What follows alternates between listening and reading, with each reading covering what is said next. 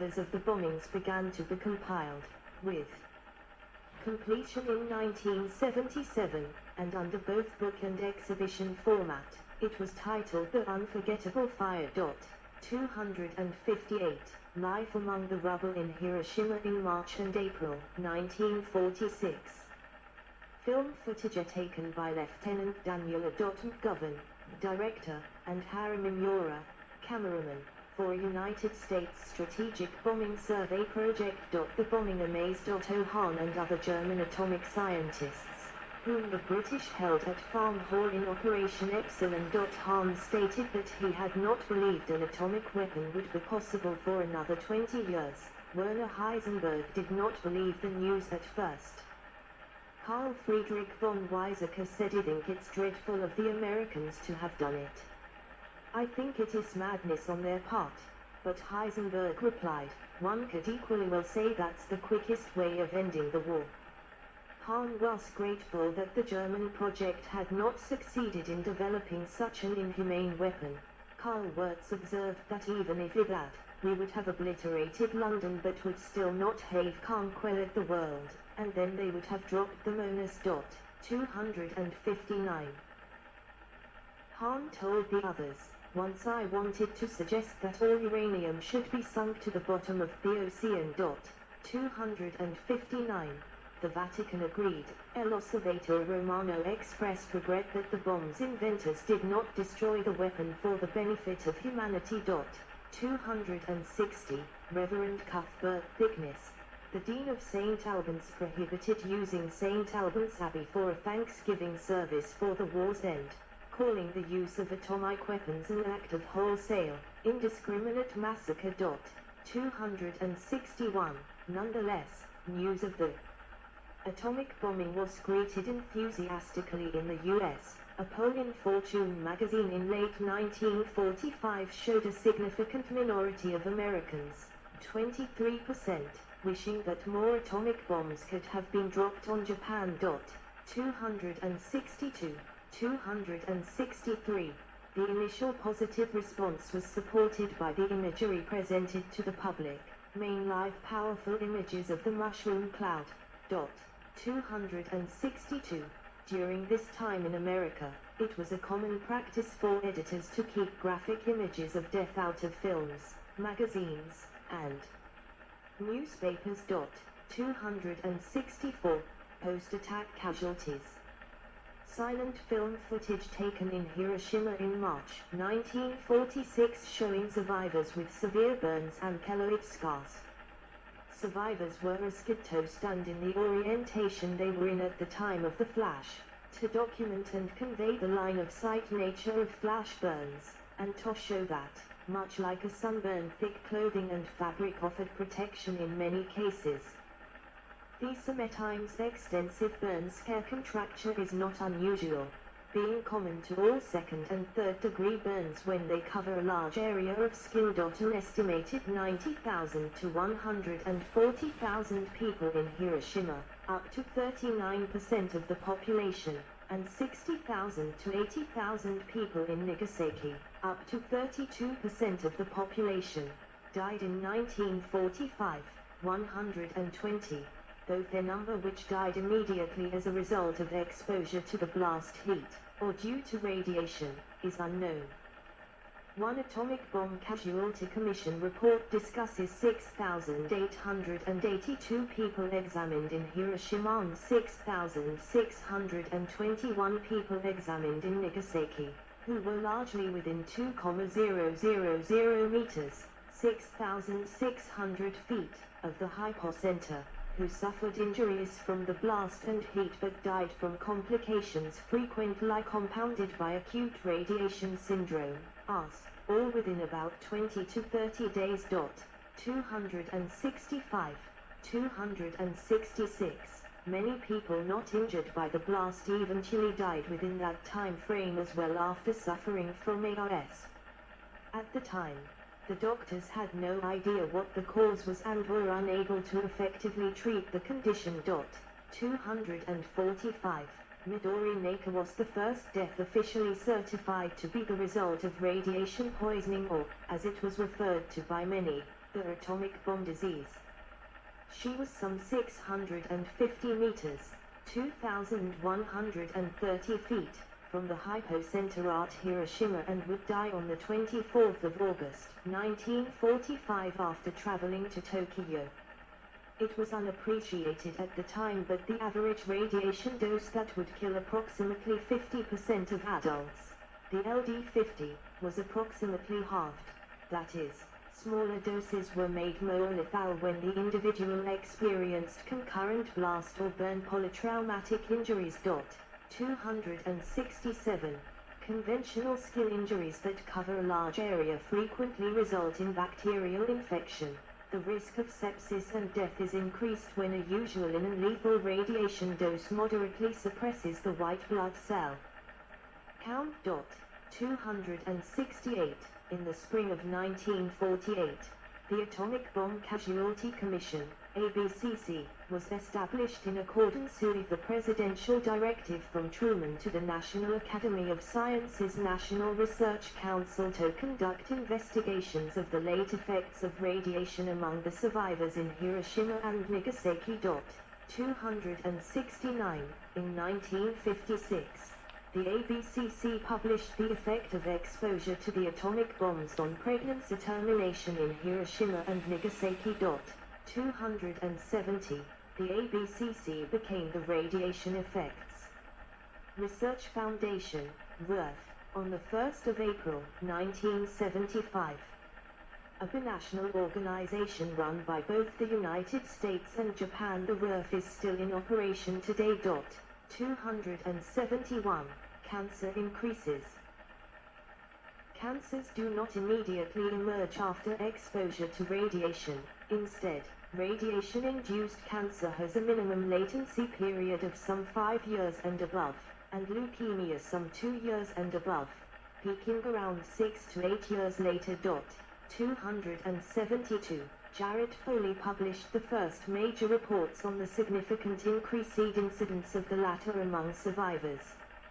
Almost all cases of leukemia over the following 50 years were in people exposed to more than 1 GY. 273. In a strictly dependent manner dependent on their distance from the hypocenter, in the 1987 lifespan study, conducted by the Radiation Effects Research Foundation, a statistical excess of 507 cancers, of undefined lethality, were observed in 79,972 Hibakusha who had still been living between 1958 and 1987 and who took part in the study. 274. As the epidemiology study continues with time, the REF estimates that, from 1950 to 2000, 46% of leukemia deaths, which may include Sadako Sasaki, and 11% of solid cancers of unspecified lethality were likely due to radiation from the bombs or some other post-attack city effects, with the statistical excess being 200 leukemia deaths and 1,700 solid cancers of undeclared lethality. Both of these statistics being derived from observation of approximately half of the total survivors, strictly those who took part in the study. 275. Amateur analysis from 2016 found that radiation exposure increases cancer risk, but also that the average lifespan of survivors was reduced by only a few months compared to those not exposed to radiation. 276. Birth defect investigations. While during the pre-implantation period, that is 1 to 10 days following conception, intrauterine radiation exposure of at least 0.2 GY can cause complications of implantation and death of the human embryo. 277. The number of miscarriages caused by the radiation from the bombings during this radiosensitive period is not known. One of the early studies conducted by the ABCC was on the outcome of pregnancies occurring in Hiroshima and Nagasaki, and in a control city, Kyo, located 29 kilometers, 18 mi, south of Hiroshima, to discern conditions and outcomes related to radiation exposure. 278.